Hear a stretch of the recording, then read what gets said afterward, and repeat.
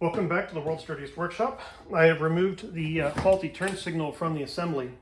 I cut the wires, so the wires are 6 inches long or whatever. I've got pins stabbed into the wires only half a centimeter from the LED block. So it's about as close as it's going to get with pins. I verified my entire test line end to end. And now we're going to try it. So we're going to try it here, nothing. We're going to try it here, nothing. So that LED light is bad and unrecoverable. Yeah, so, oh well, that is shot.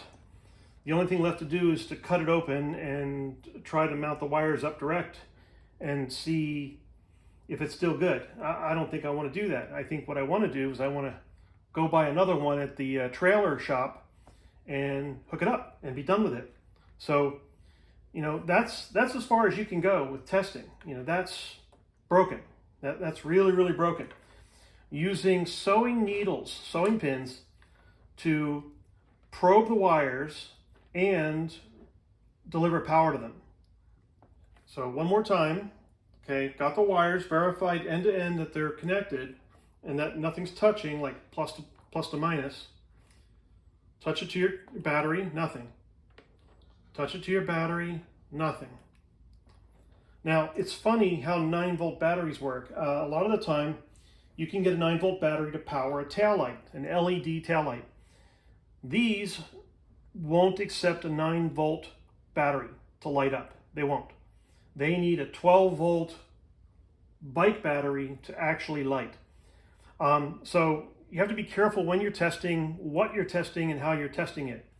Just because you put a battery on your tail light doesn't mean it's going to work on your turn signal.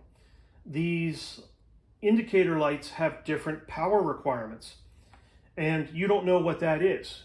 You can read the label, but you don't know what that is, not until you test it. So this is a lesson in science versus product knowledge. The product knowledge says X, whatever X is. You know, it has this power requirement. It'll light up and it'll be so bright, you know, that kind of thing. It has this many LEDs in it. Fine, great. You know, if you can get that information. But the truth of the matter is you don't know what its power requirement is until you've put a 9-volt battery against it. Put a big 6-volt battery against it. Tried putting your automotive charger, which is 12 volts against it, which I did, right? And then I put the battery against it. And it turns out that these LED lights, as they are, need this power source to work. And I'm going to bet that the reason why these work so well is because they have such a high resistance. I didn't have to change the relay on this bike. I'm pretty sure it's working fine without a relay, like an LED relay.